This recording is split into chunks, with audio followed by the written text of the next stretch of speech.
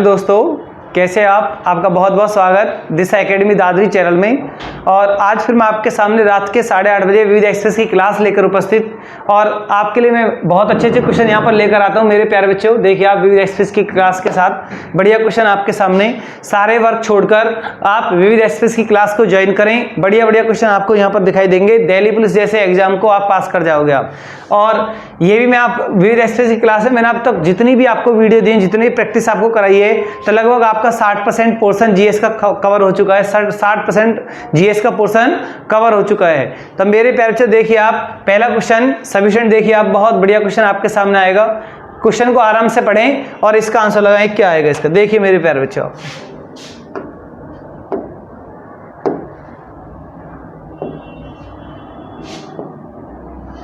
आपने क्वेश्चन कितनी बार पढ़ा होगा, और सूर्य में ऊर्जा के उत्पादन की प्रक्रिया का नाम क्या है? सूर्य में ऊर्जा के उत्पादन की प्रक्रिया का नाम क्या है? तो मेरे प्यारे बच्चे 4 ऑप्शन आपके सामने दिए गए हैं। स्पीड के साथ अपने कमेंट बॉक्स में लगाइए इसका आंसर क्या आएगा। देखो मेरा कहने का सिर्फ ये मतलब है कि क्वेश्चन बार बार यही क्वेश्चन आते हैं, नया कोई क्वेश्चन नहीं है, बट आप किस तरह से प्रैक्टिस कर रहे हैं, सिर्फ प्रैक्टिस क्लास आपके सामने आई है। तो मेरे प्यारे बच्चे बहुत बच्चे लगा रहे हैं सूर्य में ऊर्जा का उत्पादन की जो प्रक्रिया है वो नाभिकीय संलयन है। नाभिकीय संलयन,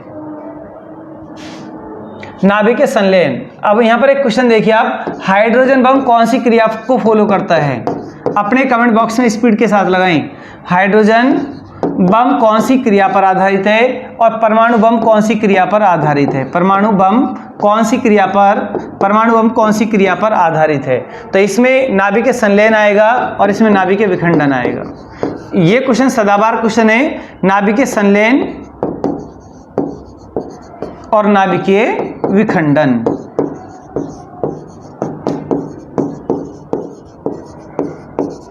नोट करें आप इनको। अगर कभी आपसे एग्जाम में पूछा जाए कि हाइड्रोजन बम कौन सी क्रिया पर आधारित है, तो नाभिकीय संलयन। परमाणु बम कौन सी क्रिया पर आधारित है? नाभिकीय विखंडन। तो इनमें सबसे ज्यादा भारी कौन सा है? तो हाइड्रोजन बम ना परमाणु बम से, हाइड्रोजन बम परमाणु बम से 1000 गुना भारी है। और सूर्य क्या है? सौर परिवार का क्या है? मुखिया है। सूर्य सौर परिवार का क्या है? मुखिया है। और सूर्य में जो अपार एनर्जी निकलती है वो कौन सी क्रिया पर निकलती है? नाभिकीय संलयन क्रिया पर निकलती है। तो मेरे प्यारे बच्चे आप इसे नोट करें या इसका स्क्रीनशॉट करें और नेक्स्ट क्वेश्चन की तरफ चलें। देखिए मेरे प्यारे बच्चों, आप नेक्स्ट क्वेश्चन आपके लिए बहुत बढ़िया क्वेश्चन आपके सामने आएगा। देखिए आप, स्टील से बनी गोलाकार गेंद को मरकरी के पात्र में डालने पर क्या होता है? यानी वह डूब जाएगी, या मरकरी की सतह के ऊपर रहेगी, या मरकरी में घुल जाएगी, या अंशतः मरकरी में निमज्जित हो जाएगी। इसका मतलब आंशिक रूप से या अंशतः रूप से, मतलब आंशिक रूप से, आधी डूबी रहेगी और आधी बाहर होगी, अंशतः रूप से मरकरी में निमज्जित होगी। इन 4 में से कौन सा ऑप्शन बिल्कुल आपका राइट आएगा? जिन मेरे प्यारे बच्चों ने साइंस को अच्छे से वॉच कर रखा है, साइंस के पॉइंटों को पढ़ रखा है, तो नहीं ऐसे क्वेश्चन कोई प्रॉब्लम नहीं आएगी। इसका आंसर ये आएगा मेरे प्यारे बच्चे, ये आएगा। नोट कीजिए आप। नेक्स्ट देखिए आप, बहुत बढ़िया क्वेश्चन आपके सामने, लगाइए आप देखकर। बढ़िया क्वेश्चन, जनरली क्वेश्चन है, बहुत ज्यादा सामान्य क्वेश्चन है, एग्जाम में बहुत बार पूछा जाता है। अपने कमेंट बॉक्स में स्पीड के साथ लगाएं। इतना बढ़िया क्वेश्चन, 20 हर्ट्ज से लेकर 20 हर्ट्ज से 20,000 हर्ट्ज की आवृत्ति वाली ध्वनि को हम क्या कहते हैं? तो देखिए, श्रव्य ध्वनि, प्राश्रविक ध्वनि, अवश्रविक ध्वनि, मेगासोनिक ध्वनि। तो मेरे प्यारे बच्चों अपने कमेंट बॉक्स में स्पीड के साथ लगाएं। इसका आंसर क्या आएगा? श्रव्य ध्वनि आएगा। क्या आएगा? श्रव्य ध्वनि, जिनको हम सुन सकते हैं, उनकी प्रास लिमिट है। तो नेक्स्ट देखिए मेरे प्यारे बच्चों, बढ़िया क्वेश्चन को स्पीड के साथ पढ़ें, 2 बार क्वेश्चन को पढ़ें। ऑक्सीभवन पर ऊर्जा एनर्जी की अधिकतम मात्रा कौन पैदा करता है? ऑक्सीभवन पर एनर्जी की अधिकतम मात्रा कौन पैदा करता है? प्रोटीन, वसा, ग्लूकोज और कोई एल्केन। तो सबसे ज्यादा एनर्जी किस में निकलती है? अपना देख कर यहीं लिख के बताइए आप मेरे प्यारे बच्चों। इसका आंसर क्या आएगा? बहुत बढ़िया क्वेश्चन आपके सामने, फैट आएगा। क्या आएगा? वसा इसका आंसर आएगा। नोट करें इसे। नेक्स्ट क्वेश्चन देखिए आप, एक्सप्रेस की क्लास है तो एक्सप्रेस के अकॉर्डिंग आपको चलना है। इसमें सिंह भूमि किसके लिए प्रसिद्ध है? तो मेरे प्यारे बच्चे बताइए आप, कोयला के लिए, लोहा के लिए, तांबा के लिए, या एल्युमिनियम के लिए? तो सिंह भूमि अपने में क्या है? खनन क्षेत्र। क्या है? अपने आप में एक खनन क्षेत्र है। मेरे प्यारे बच्चे देखिए आप, सिंहभूम अपने में क्या है, खनन क्षेत्र है, खनन क्षेत्र। तो ये किसके लिए प्रसिद्ध है, तो 4 ऑप्शन आपको दिए गए हैं, तो मेरे प्यार से देख कर बताइए आप किसके लिए प्रसिद्ध है। लोहा की खान के लिए प्रसिद्ध है, लोहा की खान के लिए प्रसिद्ध है, लोहा की खान के लिए प्रसिद्ध है। सभी स्टूडेंट इसको नोट करें या इसका स्क्रीनशॉट करें और नेक्स्ट क्वेश्चन की तरफ चलें। क्लास को लास्ट तक वॉच करें, बहुत अच्छे क्वेश्चन आपके सामने इसमें दिखाई देंगे आपको। देखिए नेक्स्ट क्वेश्चन मेरे प्यारे बच्चों, वह पर्वत श्रेणी कौन सी है जो भारत में सबसे पुरानी है। आप बोलोगे कितना आसान क्वेश्चन हमारे सामने रख दिया है, तो ऐसे क्वेश्चन को हम बिल्कुल भी एग्जाम के अंदर छोड़ेंगे नहीं। क्लियर, तो बहुत बढ़िया मेरे प्यारे बच्चों, देख के बताइए आप स्पीड के साथ लगाइए कि सबसे पुरानी भारत में जो पर्वतमाला है इनमें से कौन सी पर्वतमाला है। अपने कमेंट बॉक्स में स्पीड के साथ लगाएं, स्पीड के साथ।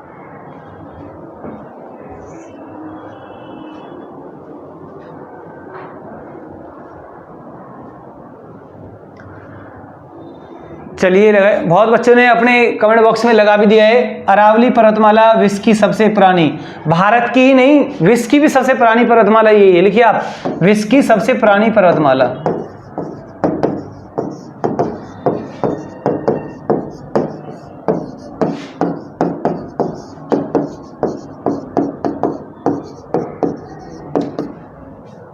हिमालय कैसा पर्वत है, ये नवीन पर्वत में आते हैं। किस में आते हैं, नवीन पर्वत।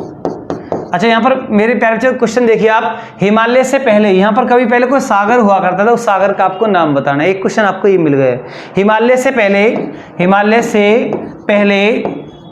पहले कौन सा सागर, कौन सा, कभी यहाँ एक सागर, कौन सा एक यहाँ पर सागर समुद्र हुआ करता था। तो मेरे प्यारे बच्चों अपने कमेंट बॉक्स में लगाएं, यानी हिमालय से पहले इस भारत में यहाँ पर इसके स्थान पर कौन सा एक सागर हुआ करता था। टीथियस नाम का सागर, टीथियस, उच्चारण में फर्क हो सकता है, टीथियस टेथियस भी बोलते हैं इसे, टीथियस सागर, टीथियस सागर ये हुआ करता था, टीथियस सागर।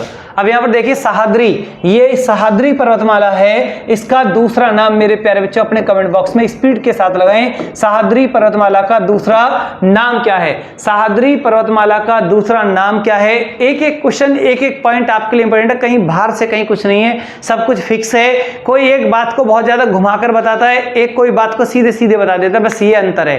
ये दिशा के प्लेटफॉर्म पर आप पढ़ते हैं आप, तो यहाँ वही चीज आपको बहुत सीधे सीधे तरीका से, बहुत सिंपल तरीका से आपको आपके सामने बता दी जाती है। और प्लेटफॉर्म आपको घुमाया जाता है, कहीं कहीं ऐसे घुमा कर ऐसा लगता है कि कितना हार्ड लिए, कुछ भी हार्ड नहीं है, सीधा क्वेश्चन है। सह्याद्री एक पर्वतमाला है, उसका दूसरा नाम क्या है, तो अपने कमेंट बॉक्स में स्पीड के साथ लगाएं, सह्याद्री पर्वतमाला का दूसरा नाम क्या है। सह्याद्री पर्वतमाला का दूसरा नाम क्या है, पश्चिमी घाट। बहुत मेरे प्यारे बच्चों ने स्पीड के साथ लगा भी दिया है, पश्चिमी घाट, पश्चिमी घाट पर्वतमाला, पश्चिमी घाट पर्वतमाला, पश्चिमी घाट पर्वतमाला। तो सभी स्टूडेंट इसे नोट करें या इसका स्क्रीनशॉट करें और नेक्स्ट पॉइंट की तरफ चलें।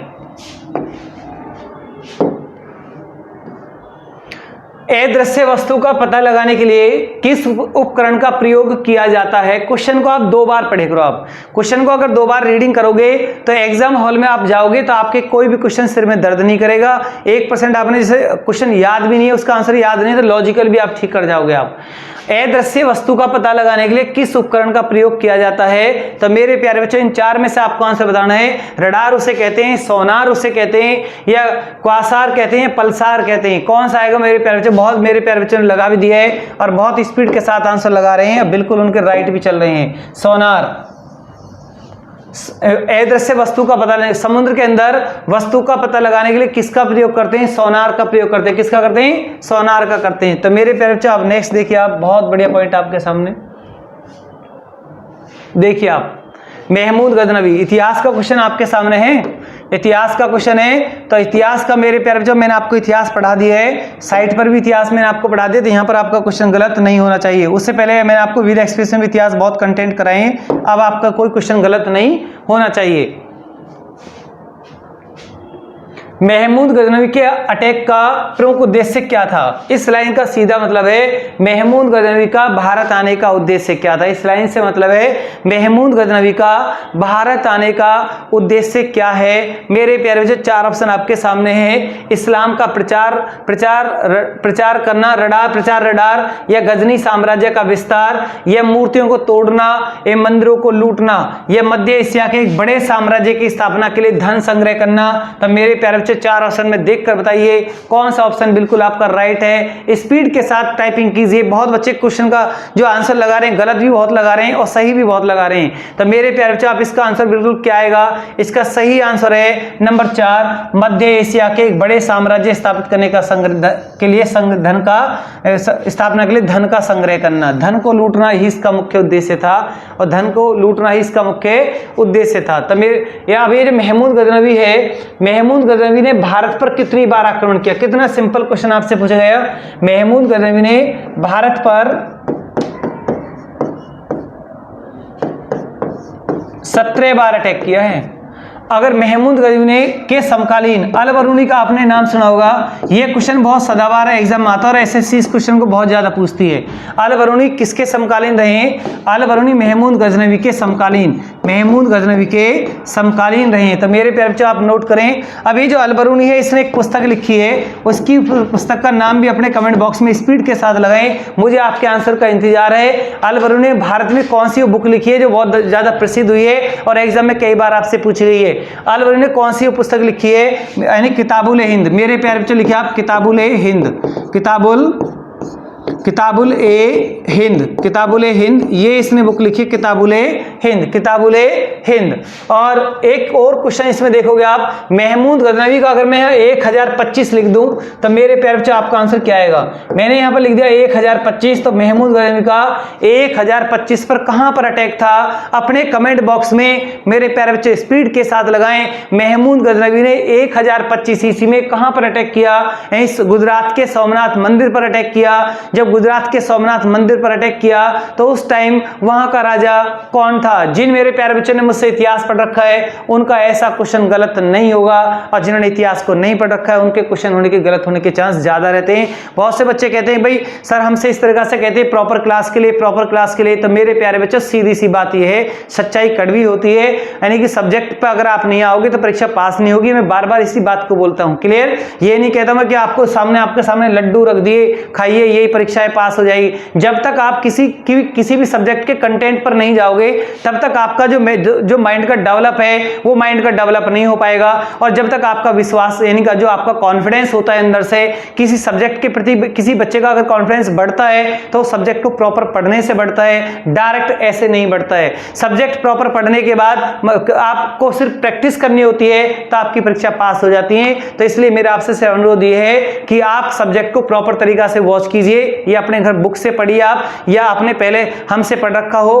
क्लियर? तो आपको प्रॉपर टॉपिक पर आना है। प्रॉपर टॉपिक पर जो बच्चा प्रॉपर टॉपिक पर ध्यान देगा उसकी परीक्षा पास होने के चांस ज्यादा बन जाते हैं। क्लियर? तो मेरे पैप से देखिए आप, ठीक है। देखिए आप नेक्स्ट क्वेश्चन, कंप्यूटर द्वारा प्रयोग किए जाने वाला प्रोग्राम और डेटा कहां उपलब्ध होता है? प्रोसेसिंग यूनिट के अंदर, आउटपुट के अंदर, इनपुट के अंदर, स्टोरेज के अंदर। तो मेरे प्यारे बच्चे स्पीड के साथ लगाएं, इसका आंसर क्या आएगा? अगर आप कंप्यूटर द्वारा प्रयोग किए जाने वाले प्रोग्राम और डाटा के बारे में आप पढ़ लेते, प्रोग्राम और डाटा के बारे में आप कंसेप्ट को क्लियर कर लेते तो आपका ऐसा क्वेश्चन गलत नहीं होता। अब यानी कि इसमें आंसर क्या आएगा? कोई इनपुट लगा रहा है, कोई आउटपुट लगा रहा है, स्टोरेज मेरे प्यार बच्चे आएगा। इसमें क्या आएगा? स्टोरेज। क्या आएगा? स्टोरेज। इसलिए टॉपिक पर आना पड़ेगा, टॉपिक को अच्छे से वॉच करना पड़ेगा। परीक्षा ऐसे ही पास नहीं होती, मेहनत करनी होती है, मेहनत करनी होती है। गवर्नमेंट ने जब अपना सिलेबस लगा रखा है तो सिलेबस को आपको पढ़ के जाना पड़ेगा, ऐसे नहीं होगा। क्लियर? मेरी बात लिखिए आप। नेक्स्ट, बहुत बढ़िया क्वेश्चन आपके सामने। पहले आप क्वेश्चन को आराम से पढ़िए, धैर्य से पढ़िए। आप 2 बार क्वेश्चन की रीडिंग करिए। क्वेश्चन आपसे कह क्या रहा है? क्वेश्चन बोल रहा है इलेक्ट्रॉन सूक्ष्मदर्शी के माध्यम से किया जाता है। इलेक्ट्रॉन सूक्ष्मदर्शी के माध्यम से, इलेक्ट्रॉन सूक्ष्मदर्शी के माध्यम से किया जाता है। तो मेरे प्यारे बच्चे देख कर बताइए आप इसमें से कौन सा आंसर राइट आएगा। 4 ऑप्शन है आपके लिए। देखिए पहला ऑप्शन, इलेक्ट्रॉन तथा अन्य मूलकण, जीवाणु तथा विषाणु की संरचना, मानव आमाशय का भीतरी भाग या मानव नेत्र का भीतरी भाग। तो मेरे प्यारे बच्चे स्पीड के साथ कमेंट में लगाइए इसका आंसर क्या आएगा। यानी कि इसका आंसर बहुत बच्चे स्पीड के साथ लगा भी रहे हैं, पहला भी लगा रहे हैं, लेकिन इसका आंसर बिल्कुल दूसरा आएगा। वायरस और बैक्टीरिया की स्ट्रक्चर के लिए इलेक्ट्रॉन सूक्ष्मदर्शी का माध्यम का प्रयोग किया जाता है। ये आपका नंबर 2 बिल्कुल राइट आएगा। और नेक्स्ट पॉइंट देखिए मेरे प्यारे बच्चों, नेक्स्ट पॉइंट आपके लिए देखिए, ब्लड प्रेशर, कितना बढ़िया क्वेश्चन बायोलॉजी का आपके सामने आया है। कितनी बार मैंने आपको बायोलॉजी के टॉपिक कराए थे, तब मेरे प्यारे बच्चों मैं ऐसे ही नहीं कहता हूँ, बायोलॉजी की उन क्लासों को वॉच कीजिए आप। बायोलॉजी की जो मैंने आपको वीडियो यूट्यूब पर डाल रखी है, अच्छे से कंटेंट, पूरा प्रॉपर कंटेंट डाल रखा है, और उस कंटेंट को आप देखोगे, उस फैक्ट को देखोगे आप, तो आपको बहुत अच्छी तरीका से वो कंटेंट मैंने आपको कराया है, तो वहां से आपका कोई क्वेश्चन बायोलॉजी का गलत नहीं होगा। आप उन वीडियो को भी अच्छे से वॉच कर सकते हो आप। लेकिन आपको जल्दी बहुत है, आपको इतनी जल्दी है कि दिल्ली पुलिस का पेपर 27 नवंबर बनाकर अभी जल्दी आ जाए और बस परीक्षा पास हो जाए, ऐसे बिल्कुल नहीं है। अब जब जो टाइम आपको दिया है, जो बचा हुआ टाइम है, उसमें आप अच्छे से मेहनत कीजिए आप। क्लियर? जल्दी कहीं की नहीं है। ब्लड प्रेशर का कंट्रोल कौन करता है, देख के बताइए आप कौन सा आंसर बिल्कुल इसका राइट है। बहुत मेरे प्यारे बच्चों ने बिल्कुल लगा भी दिया है और बिल्कुल सही लगा है। एड्रिनल ग्रंथि ब्लड प्रेशर को कंट्रोल करती है, एड्रिनल ग्रंथि। और आउटू थायराइड ग्रंथि के बारे में आपने पढ़ी रखा है। थायराइड ग्रंथि से कौन सा हार्मोन्स का स्रावण होता है, एक क्वेश्चन और ले लीजिए आप यहाँ पर प्रैक्टिस के लिए। थायराइड ग्रंथि से थायरॉक्सिन हार्मोन्स का स्रावण होता है, थायरॉक्सिन।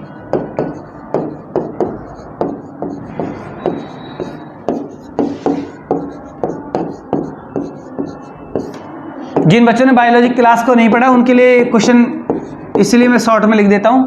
थायरॉक्सिन हार्मोन का स्रावण कौन सी ग्रंथि से होता है, थायराइड से होता है। और थायराइड ग्रंथि की बॉडी के अंदर पोजीशन कहां पर है, तो मेरे प्यारे बच्चों अगर आपसे की स्थिति पूछे, पोजीशन पूछे, तो गले में है। कहां पर है, ये गले में आती है। और थायरॉक्सिन जो हार्मोन्स आपने यहाँ लिख दिया है, इस हार्मोन्स का मेन फंक्शन मेरे प्यारे बच्चों क्या है, इसका मेन फंक्शन क्या है, हृदय की धड़कन को कंट्रोल करना होता है। हृदय की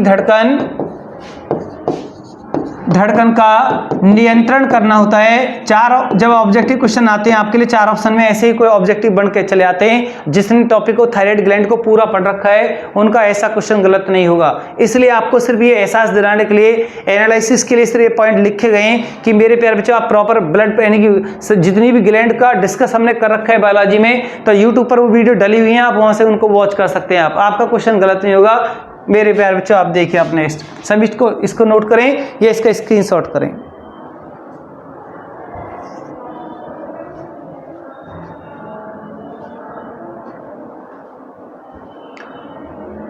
चलिए नेक्स्ट देखिए आप। नेक्स्ट पॉइंट आपके लिए बहुत बढ़िया क्वेश्चन आएगा आपके सामने। देखिए आप कितना बढ़िया क्वेश्चन पढ़ो आप इसको, क्या लिख रहा है क्वेश्चन में।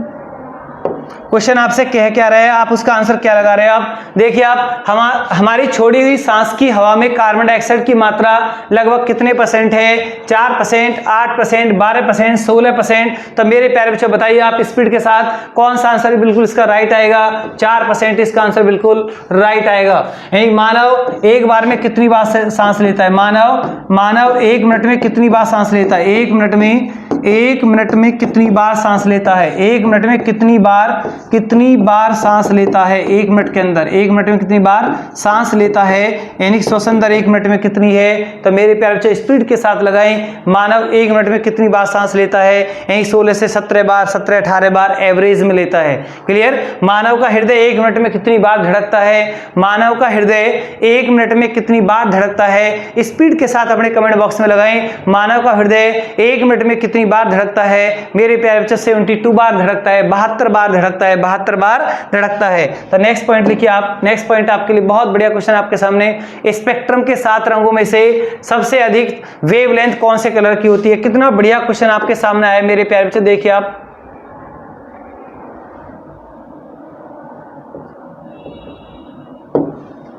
स्पेक्ट्रम के 7 रंगों में से सबसे अधिक वेवलेंथ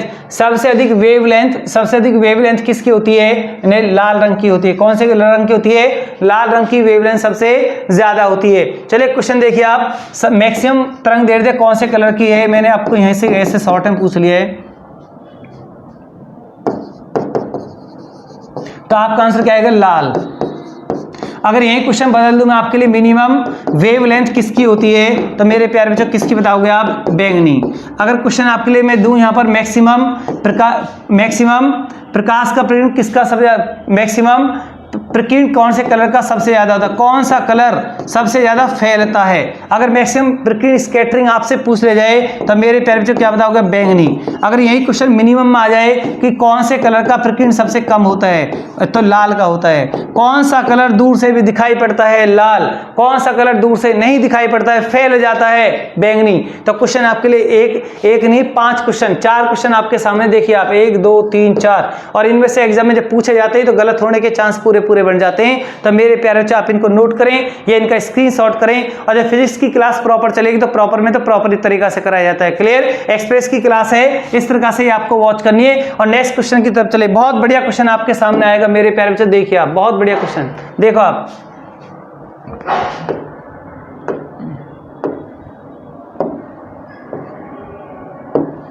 कौन सा पदार्थ पोषक नहीं है, कौन सा पदार्थ पोषक नहीं है, स्पीड के साथ अपने कमेंट बॉक्स में लगाएं, स्पीड के साथ। और बहुत मेरे प्यारे बच्चे इस क्वेश्चन का आंसर लगा सकते हैं। और एक बहुत अच्छा क्वेश्चन, बहुत बढ़िया क्वेश्चन। अगर आप प्रोटीन के, हार्मोन्स के टॉपिक पढ़ते हैं आप, तो आपको ऐसे क्वेश्चन को गलत होने में, या पोषण का, न्यूट्रिशन का टॉपिक पढ़ते तो ऐसे क्वेश्चन आपके गलत कभी नहीं होते। तो मेरे प्यारे बच्चे आपका आंसर आएगा हार्मोन्स। क्या आएगा, हार्मोन्स। नेक्स्ट देखिए आप, नेक्स्ट क्वेश्चन है मेरे प्यारे बच्चे आपके लिए, समुद्र के पानी में सबसे अधिक लवण कौन सा होता है। समुद्र के पानी में सबसे अधिक जो सॉलिटी होती है वो इन 4 में से कौन सी होती है, सोडियम क्लोराइड, जिंक ऑक्साइड, यानी कि आपका सोडियम कार्बोनेट, या आयरन कार्बोनेट। तो बहुत मेरे प्यारे बच्चों ने स्पीड के साथ आंसर लगाया है, स्पीड के साथ। यानी जब टाइपिंग करो तो आप स्पीड के साथ टाइपिंग करो, एक साथ आंसर आना चाहिए। जितने बच्चे क्लास को वॉच कर रहे हैं तो मेरे प्यारे बच्चों आंसर क्या आएगा, पहला वाला आंसर आपका बिल्कुल राइट है, sodium chloride, sodium chloride, sodium chloride, NaCl, sodium chloride. साधारण नमक का फॉर्मूला क्या बनता है, NaCl। साधारण नमक आपसे कह के पूछ ले, उसका फॉर्मूला आपसे पूछ ले तो आप क्या बताओगे, NaCl। इसका रासायनिक नाम क्या पड़ा, sodium chloride, sodium chloride. Physics का टॉपिक चलेगा तो उसमें और अच्छे से प्रॉपर ये सारी चीजें, आपके सारे फॉर्मूले आपके सामने एक साथ आ जाएंगे। और मैंने आपको विदाई स्पेस की वीडियो में भी ये सब कुछ करा दिया है, बहुत अच्छे से करा दिया है, उनको भी आप अच्छे से वॉच कर सकते हो आप। खाने वाले सोडे का रासायनिक नाम क्या है। कितना बढ़िया क्वेश्चन है, इतना सिंपल, बहुत सदाबहार। देखो क्वेश्चन आसान, क्वेश्चन अगर इंपॉर्टेंट है तो आसान बन जाता है, क्योंकि सभी बच्चे उसको याद करते हैं। तो बताओ इसका आंसर क्या आएगा, सोडियम कार्बोनेट, सोडियम बाइकार्बोनेट, या सोडियम क्लोराइड, या कैल्शियम कार्बोनेट। तो मेरे प्यारे बच्चों आप इसका आंसर क्या लगाओगे, आप स्पीड के साथ लगाएं, इसमें आंसर क्या आएगा, सोडियम बाइकार्बोनेट। बहुत मेरे प्यारे बच्चों ने लगा दिया है सोडियम बाइकार्बोनेट, और इसका फॉर्मूला होता है NaHCO3, NaH sodium, NaHCO3, sodium bicarbonate, sodium bicarbonate, sodium bicarbonate. तो मेरे प्यारे बच्चों आप इसे नोट करें या इसका स्क्रीनशॉट करें और नेक्स्ट पॉइंट की तरफ चलें। एक एक कंटेंट, एक एक पॉइंट आपका बिल्कुल क्लियर होगा। और विविध एसएससी क्लास को लास्ट तक वॉच कीजिए, यही आपके लिए बहुत बड़ी बात है, यही आपका बहुत बड़ा वो है कि आप क्लास के साथ बने रहते हो, आप सपोर्ट करते हो, आप क्लास को, क्लास के साथ बने रहते हो, आप क्लास को, पूरी क्लास को लास्ट तक देखते हैं। देखिए आप कितना बढ़िया क्वेश्चन, इतना बढ़िया क्वेश्चन आपके सामने आया है। जिन बच्चों ने इतिहास बहुत अच्छे तरीके से पढ़ रखा है उनका तो ये क्वेश्चन गलत होगा ही नहीं। और विविध एसएससी क्लास में पहले भी कई वीडियो में मैं इस क्वेश्चन को लेकर आया हूं, क्योंकि इसकी इंपोर्टेंस की पावर बहुत ज्यादा है। क्लास को बिल्कुल बीच में छोड़कर ना जाए, क्लास को लास्ट तक वॉच करें, बढ़िया क्वेश्चन आपके सामने आ रहे हैं। सांप्रदायिक निर्वाचन वर्ग भारत में पहली बार किस वर्ष आरंभ किया गया, इसका आंसर क्या आएगा। बहुत बच्चे इसको गलत कर रहे हैं, बहुत बच्चे इसका आंसर बिल्कुल सही भी लगा रहे हैं। स्पीड के साथ लगाएं, इस क्वेश्चन का आंसर क्या आएगा, इस क्वेश्चन का आंसर मेरे प्यारे बच्चों 1909 आएगा। क्या आएगा, 1909। आपको कुछ याद आ रहा होगा कि भारत में पहली बार धर्म के आधार पर आरक्षण कौन से अधिनियम में दिया गया, 1909 के अधिनियम में दिया गया। मुसलमानों को पहली बार आरक्षण का प्रस्ताव पारित कौन से अधिनियम में पारित हुआ, कौन से सन में, 1909 के अधिनियम में, जिसको हम बोलते हैं मार्ले मिंटो सुधार। 1909 के एक्ट को हम क्या बोलते हैं, 1909 के एक्ट को मार्ले मिंटो सुधार भी कहते हैं, मार्ले मिंटो सुधार भी कहते हैं। अब इतना हिंट आपके लिए काफी होता है। अब मेरे प्यारे बच्चों को सब कुछ याद आ गया है कि इसमें लिखना क्या है, बताना क्या है। मार्ले मिंटो सुधार, मार्ले मिंटो सुधार, इसमें मार्ले कौन था, सचिव था, और मिंटो कौन था, लॉ है कि आपका वायसराय था। क्या था, वायसराय। तो मेरे प्यारे बच्चों आप इसको नोट करें या इसका स्क्रीनशॉट करें। अब जैसे यहाँ 1919 है, सही, उसका सही आंसर तो वो आ गया। क्लियर, 1909। 1919 में कौन सा द्वैध शासन, कौन सा शासन आया था, द्वैध शासन, दोहरा शासन प्रांतों में, द्वैध शासन प्रांतों में लागू। प्रांतों में लागू। हर एग्जाम में बार बार पूछे जा रहे हैं, बहुत इंपॉर्टेंट पॉइंट है आपके लिए मेरे प्यारे बच्चों।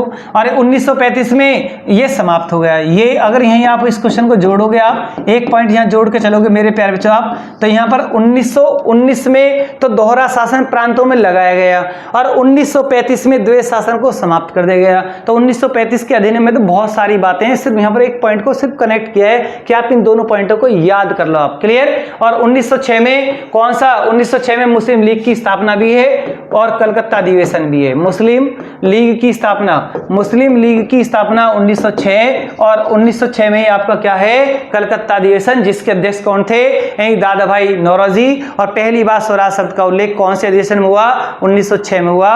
स्वराज शब्द का उल्लेख 1906 में। मेरे प्यारे बच्चों इसको नोट करें या इसका स्क्रीनशॉट करें।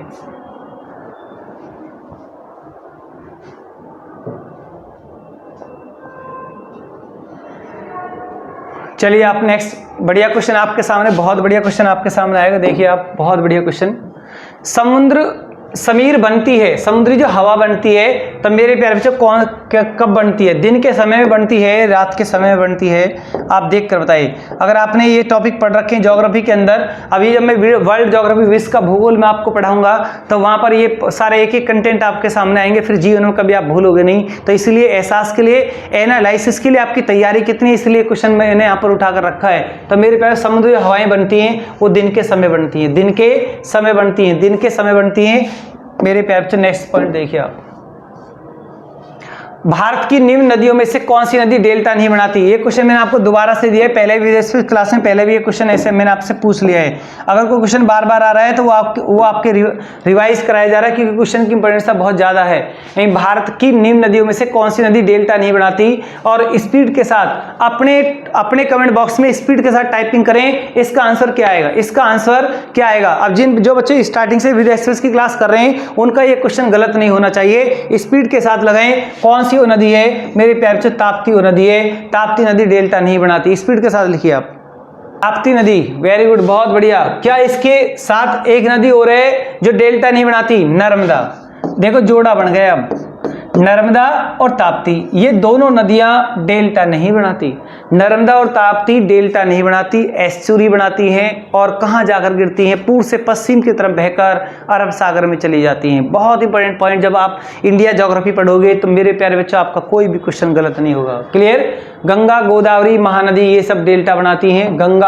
गंगा ब्रह्मपुत्र के द्वारा बनाया गया डेल्टा कौन सा है, सुंदरवन डेल्टा, जिसमें मैंग्रोव वन पाए जाते हैं। गोदावरी नदी, बूढ़ी गंगा, वृद्ध गंगा इसे कहते हैं, वृद्ध गंगा। एक एक पॉइंट आपके लिए बड़ा इंपॉर्टेंट है। क्वेश्चन छोटा है या बड़ा है उससे फर्क नहीं पड़ता है, क्वेश्चन की इंपॉर्टेंस ज्यादा होनी चाहिए, उससे फर्क पड़ता है। क्लियर। वृद्ध गंगा। मेरे प्यारे बच्चों आप नेक्स्ट लिखिए आप। चलो महानदी का भी एक क्वेश्चन यहाँ जोड़ देता हूँ आपके लिए। हीराकुंड बांध परियोजना कौन सी नदी पर है, हीराकुंड बांध परियोजना, स्पीड के साथ, हीराकुंड बांध परियोजना कौन सी नदी पर है, महानदी पर है। अपने कमेंट बॉक्स में राज्य बताएं, कौन से राज्य में हीराकुंड बांध है, कौन से राज्य में हीराकुंड बांध है, ओडिशा में है। मेरे प्यारे बच्चों कौन से राज्य में है, ओडिशा में। कौन से राज्य में है, ओडिशा में है। क्लियर। तो मेरे प्यारे बच्चों आप इसको नोट करें या इसका स्क्रीनशॉट करें और नेक्स्ट पॉइंट की तरफ चलें। बढ़िया बढ़िया कंटेंट आपके सामने आ रहे हैं, बढ़िया बढ़िया क्वेश्चन आपके सामने। तो मेरे प्यारे बच्चों क्लास को बिल्कुल बीच में ना छोड़ें, क्लास को लास्ट तक वॉच करें। किस राज्य की तटरेखा सबसे लंबी है, किस राज्य की तटरेखा सबसे लंबी है। मेरे पास बहुत टाइम है इस पे प्रैक्टिस कराने के लिए, बहुत काफी टाइम मेरे पास, आपको पूरी प्रैक्टिस कराई जाएगी। एक एक क्वेश्चन का कंटेंट आपके सामने आएगा, चाहे वो हिस्ट्री का क्वेश्चन है, ज्योग्राफी का है, पॉलिटी का, इकोनॉमिक्स का, साइंस का है। अभी और आपका हार्डली बनाऊंगा मैं इस विद्या एक्सप्रेस की क्लास को, मैं और ज्यादा हार्डली बनाने जा रहा हूँ, और ज्यादा क्वेश्चन इसमें बहुत ज्यादा कंटेंट रखूंगा और क्वेश्चन की संख्या बढ़ाई जाएगी और टाइम भी उसमें बढ़ जाएगा। क्लियर। तो किस राज्य की तटरेखा सबसे लंबी है, तो मेरे प्यारे बच्चों क्या लगा, गुजरात। ये सबसे ज्यादा, इस लाइन का सीधा मतलब है कि भारत का वह कौन सा राज्य है जिसमें समुद्र सबसे ज्यादा फैला हो, समुद्री तटरेखा सबसे ज्यादा है, तो गुजरात है। किसमें, तो भारत में कुल समुद्र कितना है, सॉरी इस क्वेश्चन, भारत में कुल समुद्री तटरेखा कितनी, भारत में कुल समुद्री तटीय सीमा, एक क्वेश्चन मैंने आपसे ये पूछ लिया है, बस इसका आंसर बता दो आप, तटीय सीमा कितने किलोमीटर है। यही 7.5 75 16.6 किलोमीटर, 75 16 लगभग 7,500 किलोमीटर। 7,500 किलोमीटर में समुद्र है भारत के अंदर। और भारत के कितने राज्यों में समुद्र है? भारत के 9 राज्यों में समुद्र है। भारत के कितने राज्यों में समुद्र है? 9 राज्यों में समुद्र है। अपना लॉजिक लगाइए, कौन कौन से वो राज्य हैं जिनमें समुद्र है। मेरे प्यारे बच्चों 9 राज्य अपने कमेंट बॉक्स में लिख सकते हो आप, ये अपनी कॉपी में आप लिख सकते हो। ये क्वेश्चन मैंने आपको दे दिया यहाँ पर। आगे देखिए आप मेरे प्यारे बच्चों, आप नेक्स्ट पॉइंट देखिए आप, बढ़िया क्वेश्चन आपके सामने। हिमाचल प्रदेश में कौन सा दर्रा है? इन चारों में से कौन सा दर्रा हिमाचल प्रदेश में है? तो मेरे प्यारे बच्चों आप कमेंट में स्पीड के साथ लगाएं, हिमाचल प्रदेश में इनमें से कौन सा दर्रा है? जोजिला है, नाथुला है, जेलेपला है, यह सिपकिला है। बहुत बढ़िया मेरे प्यारे बच्चों, सिपकिला दर्रा हिमाचल प्रदेश में है। जोजिला J&K में है। जोजिला दर्रा कहां पर है? J&K में है। नाथुला दर्रा कहां पर है? सिक्किम में है। भारत चीन का व्यापार कौन से दर्रे से होता है? नाथुला दर्रा जेलेपला दर्रा कहां पर है? ये भी आपका कहां पर है? जेलेपला दर्रा कहां पर है? अपने कमेंट बॉक्स में जेलेपला दर्रा को लगाइए, कहां पर है। विद एक्सप्रेस की क्लास में ये क्वेश्चन सिर में दर्द के लिए दिया है मैंने आपको, लगाना आप देखकर कौन से राज्य में, पहले विद एक्सप्रेस क्लास में पढ़ा भी दिया है आपको। नेक्स्ट क्वेश्चन देखिए आप, कितना बढ़िया क्वेश्चन आपके सामने, इतना अच्छा क्वेश्चन। देखिए आप इसकी इंपोर्टेंट की पावर कितनी ज्यादा है। इस क्वेश्चन का आंसर मेरे प्यारे बच्चे स्पीड के साथ लगाएं, क्वेश्चन को पहले अच्छे से वॉच कर लें और फिर बताएं। क्वेश्चन है, स्वतंत्र भारत का प्रथम गवर्नर जनरल कौन था? स्वतंत्र भारत का प्रथम गवर्नर जनरल कौन था? तो मेरे प्यारे बच्चों आप क्या बताओगे? स्वतंत्र भारत, जब देश आजाद हुआ तो देश का गवर्नर जनरल किसको बनाया गया? Lord Mountbatten. तो बहुत मेरे प्यारे बच्चे गवर्नर जनरल, वायसराय, गवर्नर, इन क्वेश्चनों पर बहुत ज्यादा उनको डाउट रहता है, तो उनका डाउट भी मैं आज दूर कर देता हूं यहीं पर। आप देखिए, हालांकि क्लास तो विद एक्सप्रेस की क्लास है, फिर मैं आपके सामने लिख देता हूं। देखिए मैं, अगर आपसे कभी क्वेश्चन पूछा है कि बंगाल का प्रथम गवर्नर कौन था? बंगाल का प्रथम गवर्नर कौन था?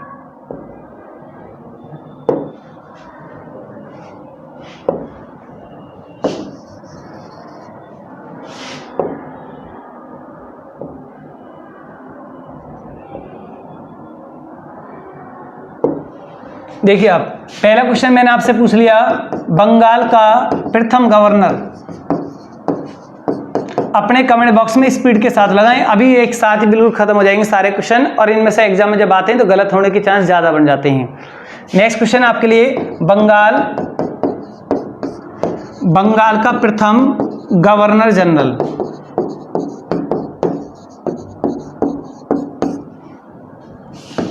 भारत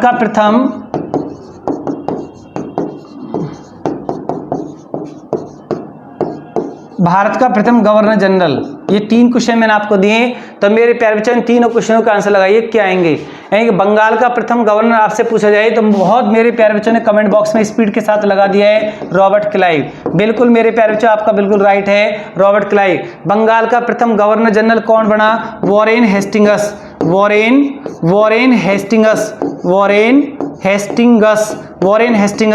और भारत का प्रथम गवर्नर जनरल आपसे पूछे जाए, लॉर्ड विलियम बेंटिंग। ये वही लॉर्ड विलियम बेंटिंग है जिन्होंने सती प्रथा पर प्रतिबंध लगाया है, लॉर्ड विलियम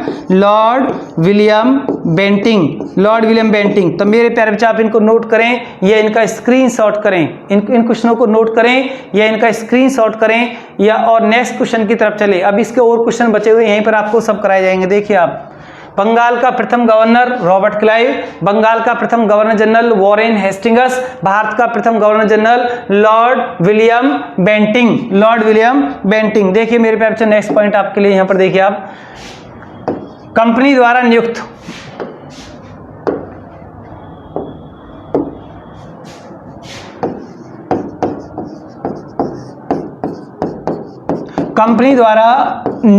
अंतिम गवर्नर जनरल। अगर आपसे ये क्वेश्चन पूछ लिया जाए तो मेरे प्यारे बच्चे आपका आंसर क्या आएगा? कंपनी द्वारा नियुक्त अंतिम गवर्नर जनरल कौन है? तो इसका आंसर क्या आएगा? और ब्रिटेन महारानी द्वारा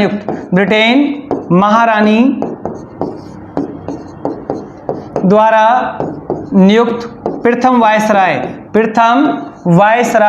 प्रथम वायसराय किसको बनाया गया?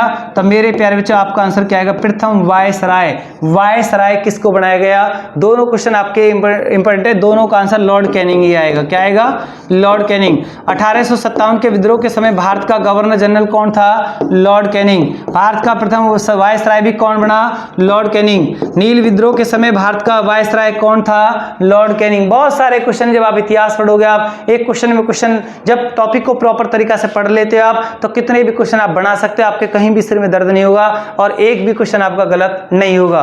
मेरे प्यारे बच्चों आप इसको नोट करें या इसका स्क्रीनशॉट करें। और एक क्वेश्चन और समझें आप, यानी कि स्वतंत्र भारत का प्रथम गवर्नर जनरल आपने पढ़ लिया है, लॉर्ड माउंटबेटन। अगर क्वेश्चन आ जाए कि स्वतंत्र भारत का प्रथम भारतीय गवर्नर जनरल सी राजगोपालचारी या स्वतंत्र भारत का अंतिम गवर्नर जनरल, तब भी आपको लगाना है सी राजगोपालचारी। तो मेरे प्यारे बच्चों आप नेक्स्ट पॉइंट देखिए। आप नेक्स्ट पॉइंट आपके लिए बहुत बढ़िया क्वेश्चन आपके लिए सामने आएगा। देखिए आप लगाइए, आप कितना बढ़िया क्वेश्चन आपके सामने आया है, कितना बढ़िया क्वेश्चन आपके सामने है। कभी भी आपसे एग्जाम में पूछा जा सकता है, फिक्स हो गया अपना आप में क्वेश्चन। शिक्षा का अधिकार अधिनियम कब लागू हुआ देश के अंदर? 21 अप्रैल 2005, 11 अप्रैल 2007, 10 अप्रैल 2009 या 1 अप्रैल 2010? तब मेरे प्यारे बच्चों अपने कमेंट बॉक्स में स्पीड के साथ लगाएं, इसका आंसर क्या आएगा? बहुत स्पीड के साथ। 1 अप्रैल 2010 में लागू हो गया था, 1 अप्रैल 2010। ये जो शिक्षा का अधिकार है, इसे कौन से अनुच्छेद में रखा गया है? इसका आर्टिकल मेरे प्यारे बच्चों बताइए आप। 21 का ए। मैंने आपको संविधान में बहुत अच्छे प्रॉपर तरीका से सारे आर्टिकल कराए। तो मेरे प्यारे बच्चों आपका कोई भी सब्जेक्ट, मैंने सिर्फ आपसे यही बात बोली, यही मैंने आपसे सिर्फ अनुरोध किया है, बार बार मैं आपसे यही अनुरोध करता हूं, आप कुछ भी पढ़ें, कहीं से कैसे भी पढ़ें, बस 8:30 बजे की जो विविध एक्सप्रेस की क्लास है आप इसको जरूर वॉच करें कि ये क्लास आपके लिए कैसी क्लास है। मेरे प्यारे बच्चों आपको दिल्ली पुलिस की परीक्षा को पास ये आपकी एक एक्सप्रेस क्लास कराएगी। आप चाहे किसी भी दिल्ली एनसीआर के किसी भी कोने में कहीं पर भी आप बैठे हुए आप, तो आप 8:30 बजे इस क्लास को बिल्कुल ज्वाइन करें, इस क्लास के साथ जुट जाएं। ये क्लास आपके लिए बिल्कुल आपके लिए रीढ़ की हड्डी बनने वाली है। और दिल्ली एनसीआर में दिल्ली के अंदर जितने 60 नंबर की जीएस आपको वहां दिखाई देगी, तो वहां डिक्टो क्वेश्चन आपको यहां से दिखाई देंगे। देख जब आप बुकलेट को देखोगे आप, तो एक एक क्वेश्चन आपको वहां डिक्टो दिखाई पड़ेगा और बहुत पोर्शन आपके याद रहेगा ऑटोमेटिक, पहले से ही सब कुछ याद रहेगा। और क्वेश्चन को देखकर भी ऐसे आएगी कितने आसान क्वेश्चन हमसे पूछे जा रहे हैं। देखिए मेरे प्यारे बच्चों नेक्स्ट पॉइंट, कितना बढ़िया क्वेश्चन आपके सामने है। स्पीड के साथ कमेंट लगाएं, स्पीड के साथ। पानीपत का सेकंड युद्ध कब हुआ? पानीपत का सेकंड युद्ध कब हुआ? मेरे प्यारे बच्चों स्पीड के साथ लगाएं, 1556 में हुआ। 1556 किस किस के बीच हुआ? एक तरफ तो अकबर का सेनापति बैरम खां है और दूसरी तरफ कौन है? हेमू है। बैरम खां व हेमू के बीच, बैरम खां व हेमू के बीच। सब्जेक्ट में आपका कोई सा भी कमजोर नहीं होने दूंगा अगर आप मेरी क्लास के साथ जुटे हुए हो, आप क्लास को डेली वॉच करते हो, आप अपना सारा वर्क छोड़कर विविध एक्सप्रेस की क्लास के साथ आप शाम को ज्वाइन हो जाते हो आप, तो आपका कोई भी सब्जेक्ट पोर्शन कमजोर नहीं होगा। ये मेरा आपसे बिल्कुल वादा है। अगर आप क्लास को ही नहीं कर रहे आप और 2 दिन 4 दिन बाद उस वीडियो को देख रहे हैं आप, तो मेरे प्यारे बच्चों आप दिल्ली पुलिस की परीक्षा आपके उससे बहुत दूर चली जाएगी। तो अगर आप क्लास को बराबर वॉच कर रहे हो आप और अपने कंटेंट पर लगे हो, पूरा फोकस आपका पूरा ट्रैक आपकी परीक्षा पर है, अपनी जीएस पर है, मैथ रीजनिंग पर है, तो परीक्षा फेल नहीं होगी। 1556 में कौन सा युद्ध? पानीपत का सेकंड युद्ध। एक पॉइंट और देख लें, 1576 भी आ गए तो इसको भी यहाँ जिक्र कर लेते हैं। इनके बारे में हमें कोई जिक्र नहीं करना है, इसका तो जिक्र कर लेते हैं। 1576 हल्दी घाटी का युद्ध, यूपी दरोगा में पूछा गया था। हल्दी घाटी का युद्ध 1576 किस किस के बीच? एक तरफ कौन था? मानसिंह किसका सेनापति? अकबर का सेनापति है। दूसरी तरफ कौन है? महाराणा प्रताप। मानसिंह व महाराणा प्रताप के बीच, हल्दी घाटी के बीच 1576 में हुआ है। और बहुत मोस्ट इंपोर्टेंट पॉइंट आपके सामने ये है मेरे प्यारे बच्चों, आपने इसको नोट करें या इसका स्क्रीनशॉट करें और नेक्स्ट पॉइंट की तरफ चलें।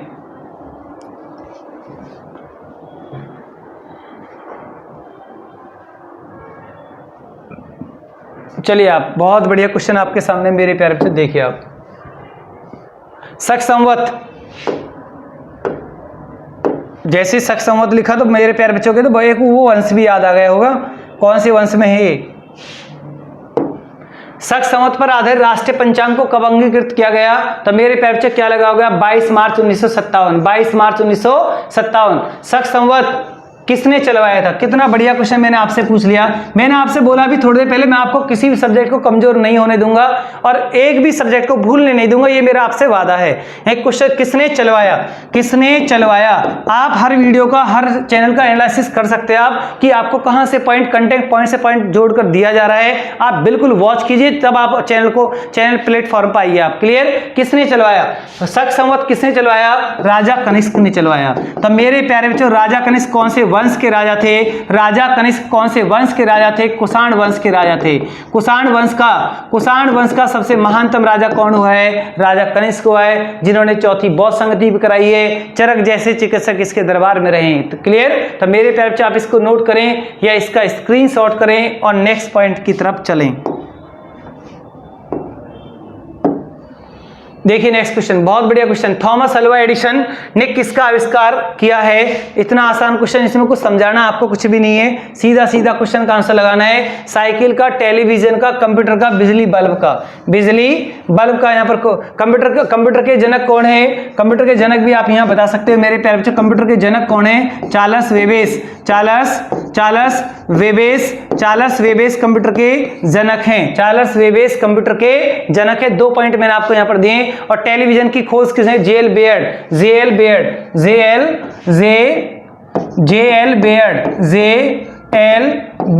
टेलीविजन की खोज किसने की? जेएल बेयर्ड के द्वारा हुई है। JL Baird. साइकिल का आप ढूंढिए, लगाइए, साइकिल की खोज किसने की है? बड़ी स्पीड के साथ। यही विविध एक्सप्रेस की क्लास है। और नेक्स्ट क्वेश्चन देखिए, कितना बढ़िया क्वेश्चन आपके सामने है। हरिकेन क्या होता है? बहुत बच्चों के कमेंट आते हैं कि आप सर स्पीड से लिखवाते हो, स्पीड। विविध एक्सप्रेस की क्लास है, 4 ऑप्शन, हालांकि इस क्लास के अंदर इतना बनता है कि 4 ऑप्शन आपको दिखाए जाए, क्वेश्चन को हटा दिया जाए, लेकिन फिर भी मैं आपको थोड़ा सा वहां कंटेंट बताकर चलता हूं, जिससे कि बहुत मेरे प्यारे बच्चे बेसिकली टॉपिक को नहीं पढ़ पाते हैं, तो वहां मैं कंटेंट को बताने की यहां पर भी कोशिश करता हूं, जो बताने लायक पॉइंट होता है।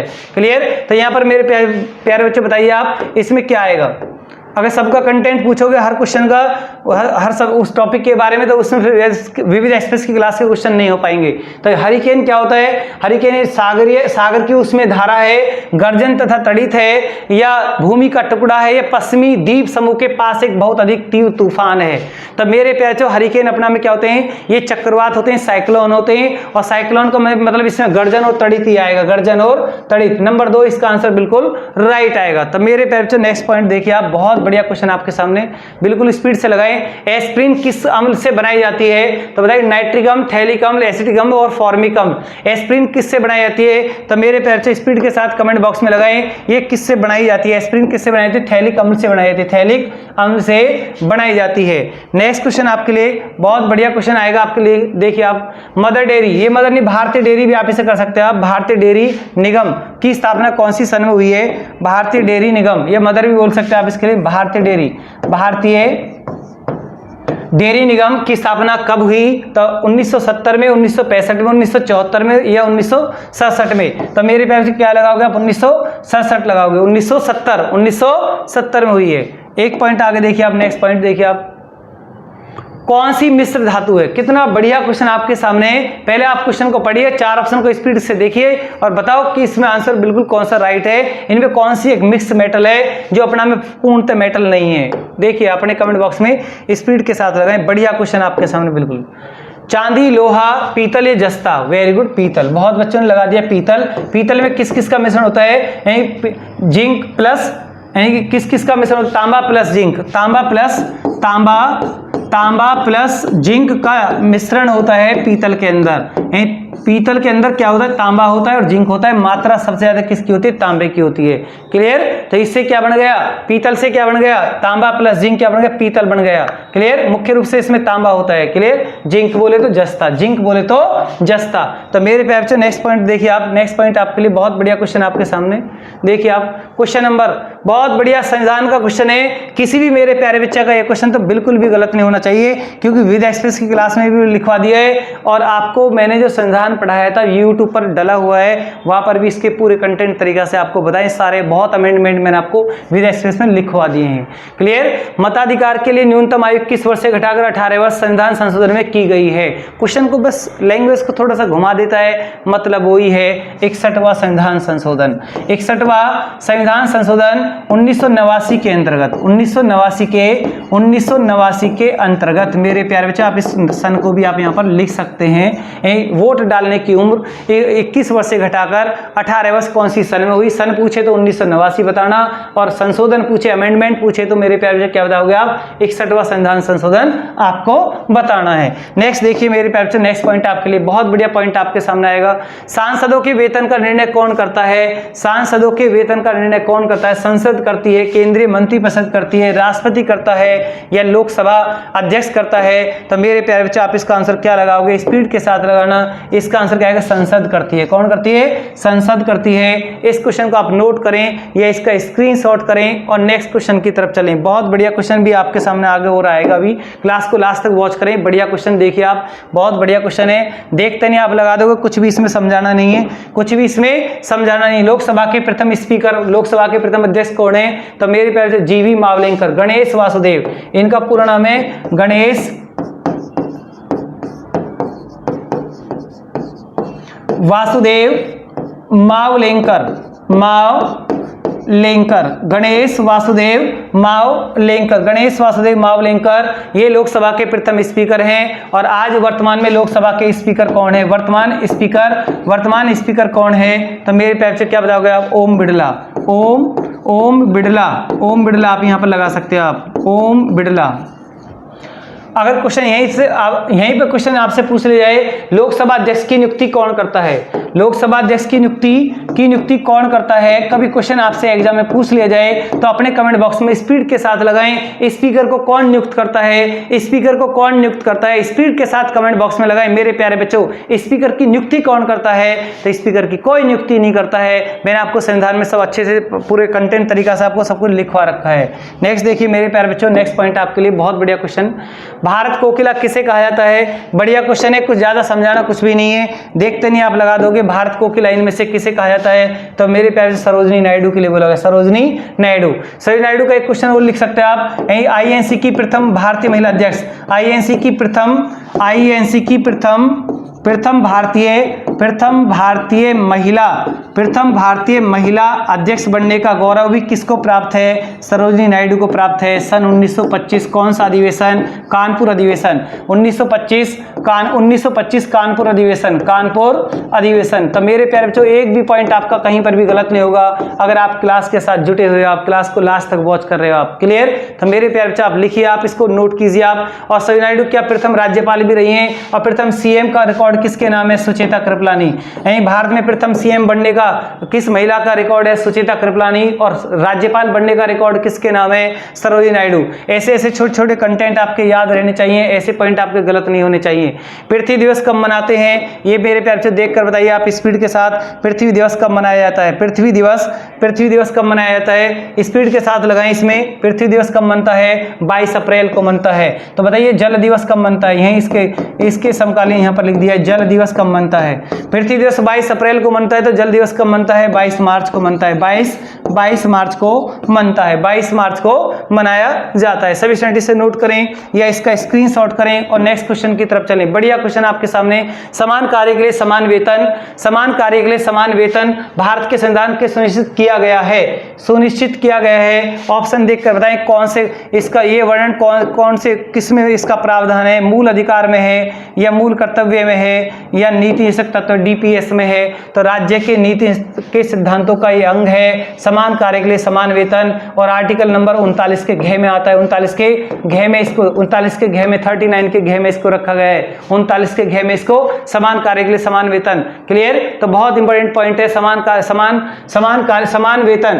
कार्य के लिए समान वेतन। बहुत बढ़िया लाइन है आपके लिए, अगर कभी आए तो आप बताना। डीपीएस ये राज्य के निषेध का जो स्रोत है, तो मेरे प्यारे बच्चों कौन से देश से हमने लिया है? आयरलैंड से हमने लिया है। कहां से लिया है? आयरलैंड से प्रावधान लिया गया है। आयरलैंड से हमने नीति निषेध तत्व उठाए हैं। मौलिक कर्तव्य हमने हमने कहाँ से लिए हैं? मौलिक कर्तव्य मेरे प्यारे बच्चों हमने रसिया से लिए हैं, रसिया से लिए हैं। और मौलिक अधिकार हमने कहाँ से लिए हैं? यूएसए से लिए हैं, अमेरिका से लिए हैं। मौलिक अधिकार वर्तमान में कितने हैं? 6 हैं। और मूल कर्तव्य मेरे प्यारे बच्चों वर्तमान कितने हैं?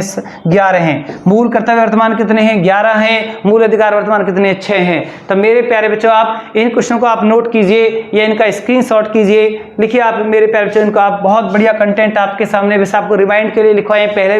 पहले भी जो कितनी बार बोर्ड पर या मैंने आपको बताए हैं। तो मेरे प्यारे बच्चों आपका ऐसा क्वेश्चन कोई गलत नहीं होना चाहिए। नेक्स्ट पॉइंट देखिए, बहुत बढ़िया क्वेश्चन।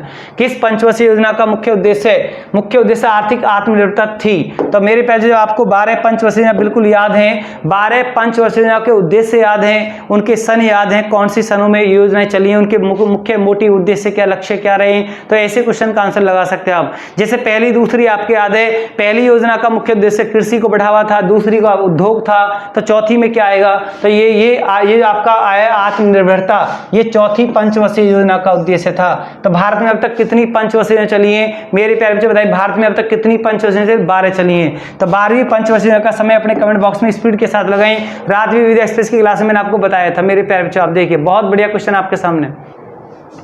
भारतीय रिजर्व बैंक का इनमें से कौन सा एक कार्य है? मैंने आपसे अभी बोला था पीछे के लेक्चर में कि आरबीआई के कार्य पूछ ले जाते हैं। भारतीय रिजर्व बैंक का इनमें से कार्य बताइए आप। कृषि को वित्त प्रदान करना, या प्राथमिक सहकारी समिति को वित्त प्रदान करता है, राज्य सहकारी समिति को वित्त प्रदान करता है, या कृषि को वित्त प्रदान नहीं करता है? तो मेरे इसमें आएगा मैं प्राथमिक सहकारी समितियों को वित्त प्रदान करता है।